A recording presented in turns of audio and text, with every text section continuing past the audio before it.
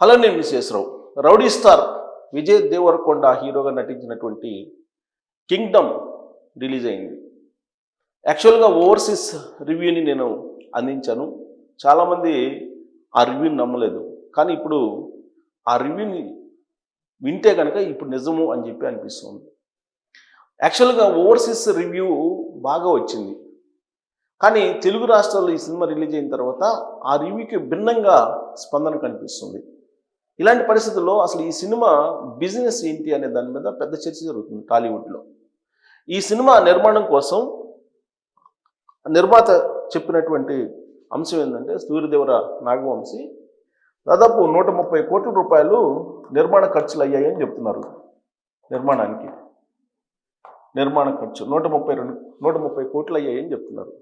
అయితే ఇప్పుడు pre release theatrical business ఎంత జరిగే అవకాశం ఉంది అని అంచనాకు వచ్చినప్పుడు యాక్చువల్గా విజయ్ దేవరకొండ బిజినెస్ ఎక్కువగా ఓవర్సీస్ అలాగే నైజాంలో ఎక్కువ ఉంటుంది.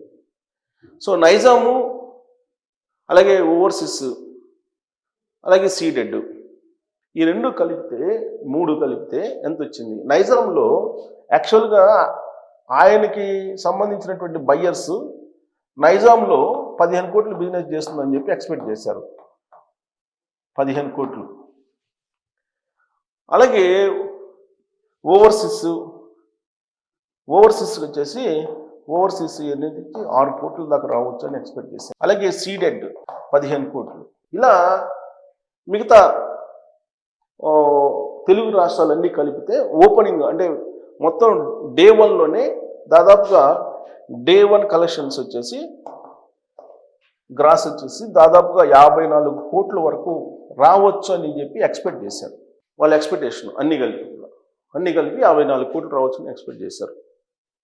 ఈ విషయాన్ని చూసాయిగా టాలీవుడ్లో బహుశా ఆ సినిమా ప్రొడ్యూసరే లీక్ చేశారని చెప్పి తెలుస్తూ ఉంది. ఇక ఓటీటీ రైట్స్ కానీ, తర్వాత శాటిలైట్ రైట్స్ కానీ, హిందీ డబ్బింగ్ కానీ, ఆడియో రైట్స్ కానీ ఇవన్నీ వెరసి 140 కోట్లు వస్తాయని చెప్పి ఎక్స్పెక్ట్ చేస్తున్నారు. వాళ్ళ అంచనా సినిమా రిలీజ్ కాకముందు వాళ్ళ అంచనా ఇదంతా కూడా. అంటే ఆల్మోస్ట్ ఒక 10 కోట్ల వరకు మిగలొచ్చు అని చెప్పి వాళ్ళు ఎక్స్పెక్ట్ చేసుకున్నారు.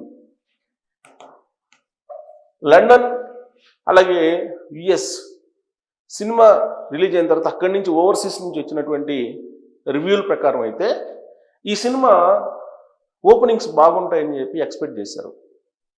యాక్చువల్గా మనకి బుక్ మై షోలో 15,000 టికెట్లు అమ్ముడుపోయాయి. ఇదే కంటిన్యూ అయితే స్టాండర్డ్గా బహుశా వాళ్ళు అనుకున్న దానికంటే కూడా ఎక్కువ కలెక్షన్ వచ్చే అవకాశం ఉందని చెప్పేసి అనుకున్నారు. కాకపోతే తెలుగు రాష్ట్రాల్లో ఈ సినిమా రిలీజ్ అయిన తర్వాత ఒక నైజాం ఏరియాలో మాత్రమే కొంత కలెక్షన్స్ ఉన్నాయి. కానీ ఆంధ్రాలో ఆల్మోస్ట్ ఈ సినిమాకు సంబంధించి కలెక్షన్స్ చాలా డల్గా ఉన్నాయని చెప్పి రిపోర్ట్స్ వస్తున్నాయి. సినిమా ఫస్ట్ హాఫ్ అయితే బాగుంది, బట్ సెకండ్ హాఫ్ బోర్ కొట్టించారు, ల్యాగింగ్ ఉందని చెప్పి ఒక టాక్ వచ్చేసింది. చాలామంది రివ్యూస్ ఇచ్చి ఆల్మోస్ట్ 2.5 దాకా ఇచ్చారు. 2.5 ఇచ్చారు రేటింగ్. ఆ ఇస్తూ ఒక కంక్లూజన్కి వచ్చారు. ఏం కంక్లూజన్కి వచ్చారంటే, విజయ్ దేవరకొండ వరుసగా ఫ్లాప్లు ఇచ్చారు.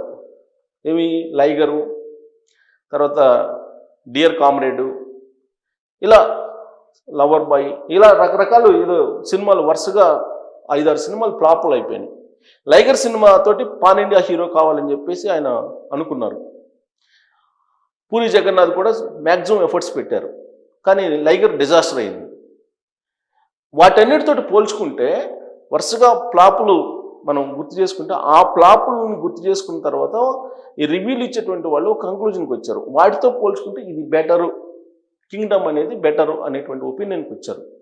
కాబట్టి దీనికి యావరేజ్ అనేటువంటి ఒక అభిప్రాయానికి ఎక్కువ మంది ఈ రివ్యూలు ఇచ్చేటువంటి వాళ్ళు వచ్చారు.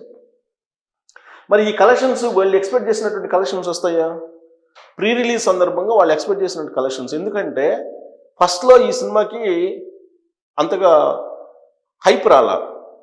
ఎప్పుడైతే టీజరు, అలాగే ట్రైలరు, దాంతోపాటు ప్రీ రిలీజ్ ఫంక్షను చేశారో వ్యూహాత్మకంగా హైప్ వచ్చేసింది. ఒక్కసారిగా హైప్ క్రియేట్ చేయగలిగారు టీము. దాంట్లో ఎలాంటి సందేహం అవసరం లేదు. టీం అయితే చాలా హైలైట్ చేశారు, బాగా హైప్ క్రియేట్ చేశారు.